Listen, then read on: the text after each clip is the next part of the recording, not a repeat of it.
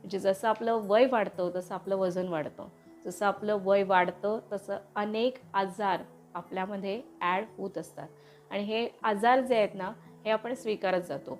माझं जर मी उदाहरण घ्यायचं झालं ना तर म्हणून मी थोडक्यात एक पहिली पायरी चढली आणि साखर सोडायचा निर्णय घेतला. साखर सोडली म्हणजे नेमकं मी काय केलं तर साखर सोडली म्हणजे डायरेक्ट साखर जी आहे ती खायची मी बंद केली. म्हणजे सकाळचा साखरेचा जो चहा आहे तो घ्यायचा मी बंद केला. त्यानंतर जेवणामध्ये दुपारच्या जेवणामध्ये जर साखरेचं काय असेल तर ते घेणं मी बंद केलं. कारण असं की साखर बंद केल्यामुळेच ते आपोआप शक्य झालं. म्हणजे बरेच वेळा ना आपल्याला तहान लागली आहे का भूक लागली आहे हेच आपल्या लक्षात येत नाही.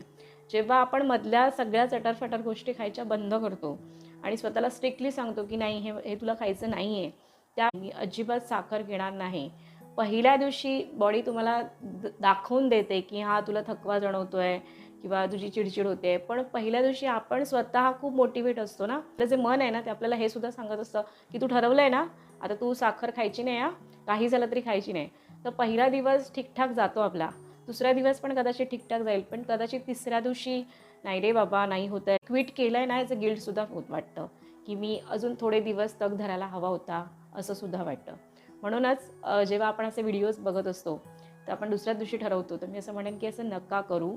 मग काय करायची गरज आहे तर प्लॅनिंग करायची गरज. जेव्हा आपण अशा गोष्टी करत असतो, उत्तम डाएट घेतो, छान झोप घेतो आणि फ्रेश राहायचा प्रयत्न करतो आणि त्याहीपेक्षा स्वतःहून स्वतःसाठी काहीतरी एक तरी गोष्ट करत असतो ना, तेव्हा आपल्या शरीरावरती आणि मनावर खूप चांगला बदल होतो. आणि म्हणूनच स्वतःला छान म्हणण्यासाठी, स्वतः मी माझ्यासाठी खूप स्पेशल आहे हे जाणवून देण्यासाठी ना स्वतःसाठी काहीतरी एक गोष्ट केली पाहिजे आणि ती गोष्ट